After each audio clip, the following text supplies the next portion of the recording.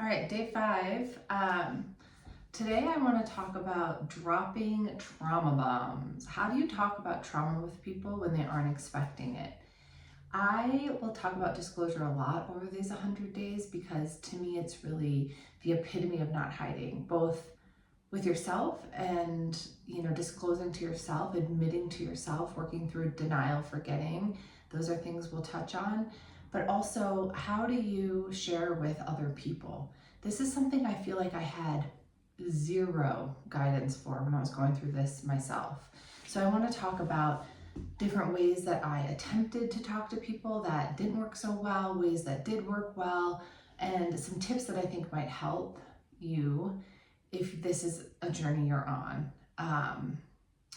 So when I was in a space of wanting to tell people, needing to tell people, not wanting, it was so hard for me to figure out how and when.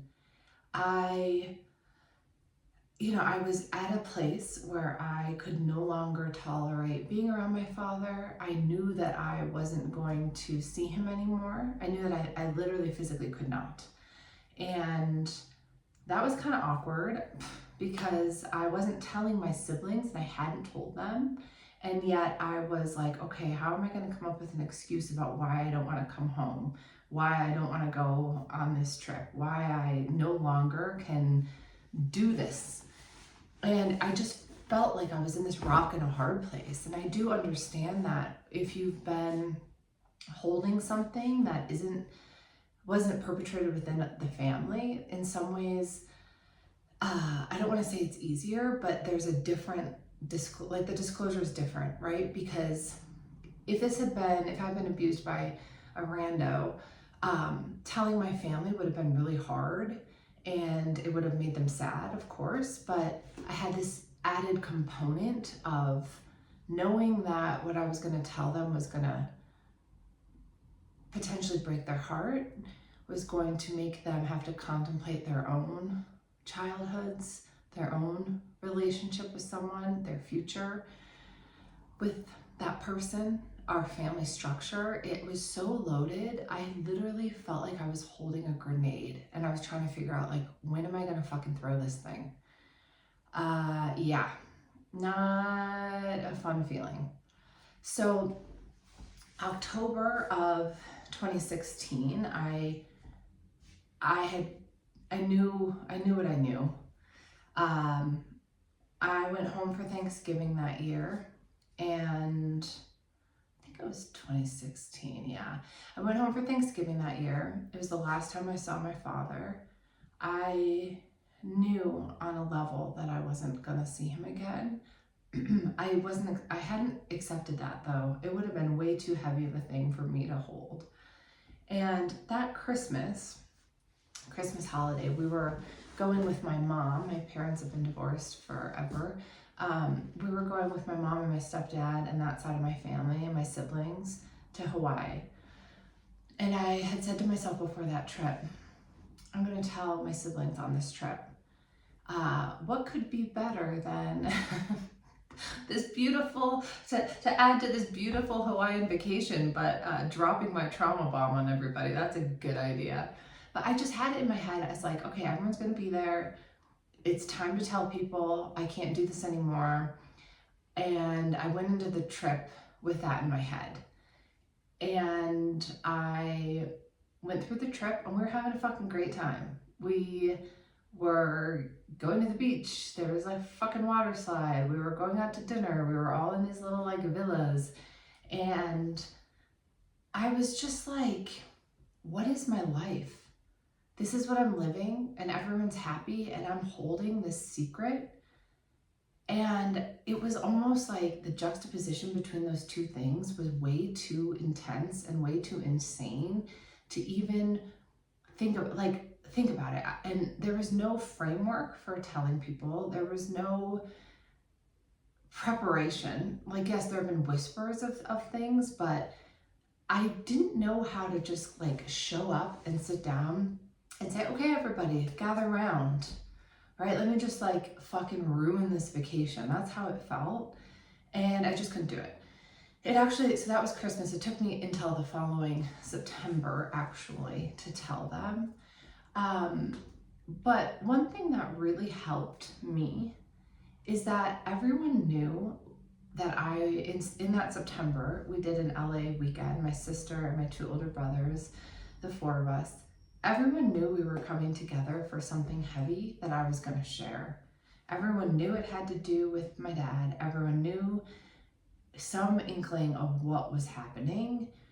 And if that stage hadn't been set, I don't think I know I would not have physically been able to sit down and tell them without that being set up for me.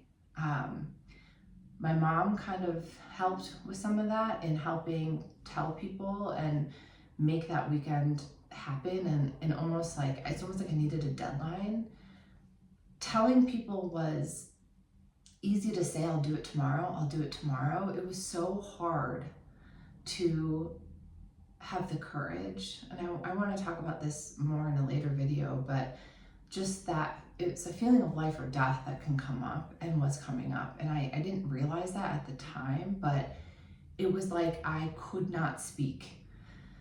It was so scary and so opposite to the programming that I had that made me feel like if I say this out loud, I am going to literally die, is how it felt. So I want you to hear that, and I don't want you to discount that there's something more than just like, I'm scared to say this, that it can be a really embedded survival thing for many people. Someone doesn't have to say to you, you tell someone and I'm going to kill you, for you to know that that's true and to feel that truth. And to feel like, if I say this, I'm going to be kicked out of the family, I'm going to be humiliated, I'm going to be killed, I'm going to be in danger. Like, it is a very real feeling, and it is fucking hard. It's really fucking hard. So here are some tips if you are trying to talk to people about what you've been through. One, give people a heads up. Sorry, I thought my dog was crying outside the door. Give people a heads up. Set the stage a little bit. Just like if you're gonna go break up with someone, it's kind of easier if you're like, hey, I need to talk, right? You're kind of giving a little bit of a preparation so that you're not just like, we're in Hawaii, I was traumatized, what? Like, you know. Set up the environment, be somewhere private and cozy, and know that you are gonna be in a space that feels somewhat grounding to you.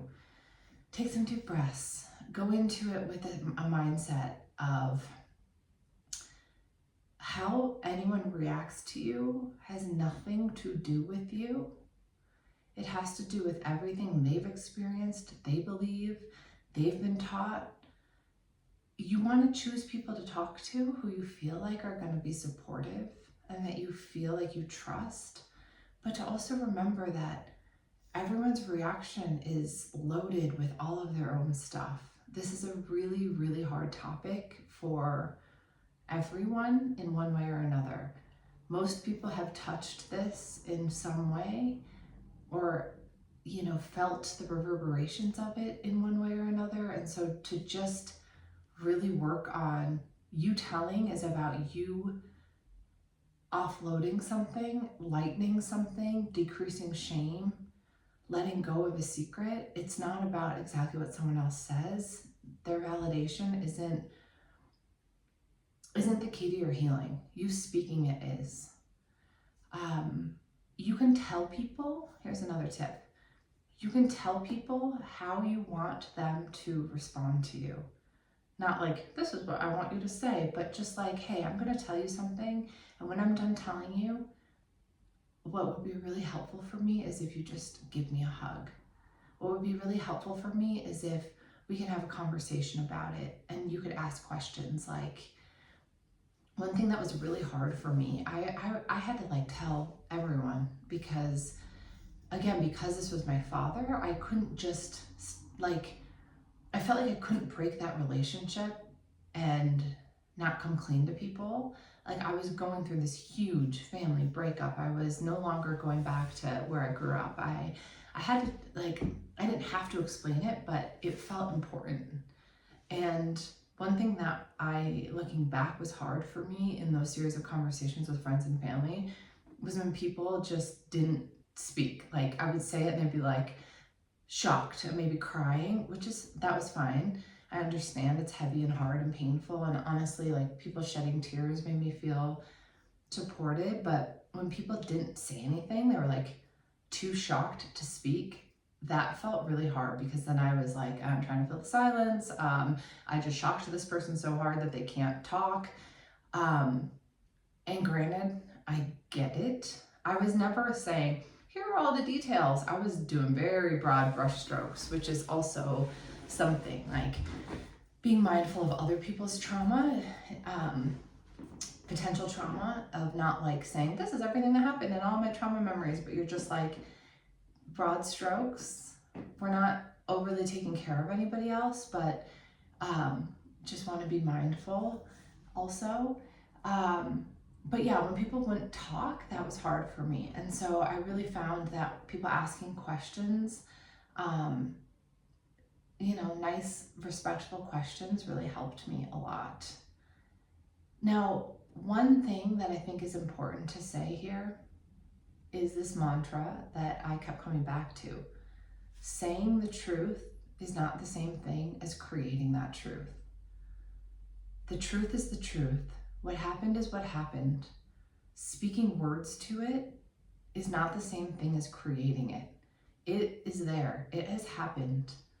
It is the truth whether you speak words to it or not. You are not the person breaking anyone's heart. You are not the person causing this trauma by talking about it.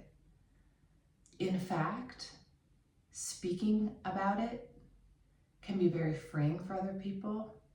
Doesn't mean it's gonna keep them from the pain of it, but I will talk about this in a later video a little bit more, but it's not just something that you need to hold and protect people from, that you're speaking words to something, and that is freedom. And it's not your responsibility that it happened, or not your fault that it happened. You didn't create it. And I think that in certain families and certain generations, there's this idea of like unwritten rules that the men can do what they want, and that the women or girls usually are the problem because they said something about it. And that's fucked. I'm just gonna say that. And that's fucked up. That's not true. That's not right. The men who do this are the ones responsible. Just because you put words to it doesn't mean that you are the one who is responsible for having created it. So yes, to recap, some helpful things. Give people a heads up, create an environment, create a space for yourself so that you have more courage, you have more support, you don't feel like you are just dropping a bomb as much. Tell people what you want them to say or how you want them to react. And remember that saying the truth is not the same thing as creating the truth. That speaking up is really a beautiful thing. It's really hard, and it is one big component to healing. So thank you. I'll see you tomorrow.